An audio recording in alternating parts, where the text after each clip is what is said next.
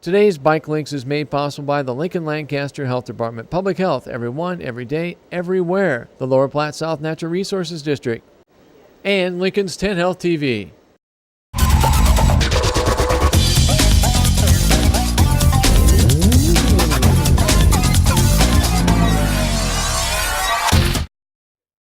All right, Kyle, I'm anxious to get out and ride. What are some maneuvers we need to know when we're riding in traffic?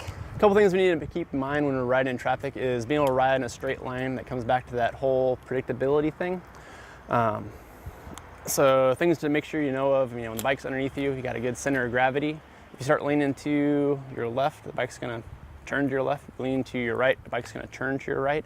So one of the things we're gonna do here is go out and practice just riding in a straight line. Because the next evolution of that is when we're out riding out on, whether it be on the trail or even on the streets, being able to look behind you and seeing what's behind you. So we're gonna have to take our eyes off the road, and things we know, the bike's gonna tend to go where you're looking at. So that coming back to that, being able to keep your body going forward while you're looking back and scanning for traffic behind you is a real important thing to do. When we get to scanning, there's a couple different ways we can do that. You can certainly, just kind of look over your shoulder real quick.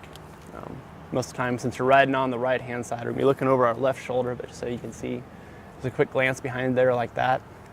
And if you have problems, looking all the way around there and seeing what's behind you, you can certainly take a hand off the bar and look behind you to scan. Another way to look too is just kind of tucking your chin down next to your shoulder.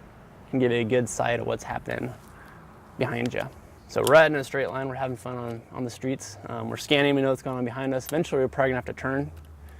Yeah, probably. We probably don't live where we can go straight all the time, so we do have to turn left and right. So when we do turn, we need to be going back to that predictability thing of signaling our turns. You remember from driver's ed how to signal turns? This way to the right. This way to the left. Is that right? It's close. I don't think I did it quite right. Can you show me what the right way is? It's close. So we're gonna make a turn to the left. You stick your hand out to your left. Did it the left-hand opposite way, turns. didn't I? On a bicycle, you can certainly use like we do in the cars, sticking your left hand up in the air to go right. It's also certainly permissible to use your right hand to signal in the direction that you're going. When the car sees someone pointing some way, they know you're going that way. Much easier. And the other thing, if you're riding with a group of folks, or as we're riding around, if you're gonna stop, it's nice to put your hand down, let folks know it behind you that you're stopping. So the way the sequence is gonna work, we're gonna scan, make sure nothing's happening behind us, we're gonna signal our turn, check one more time before we make our turn left or turn right, just making sure that we know what's happening around us.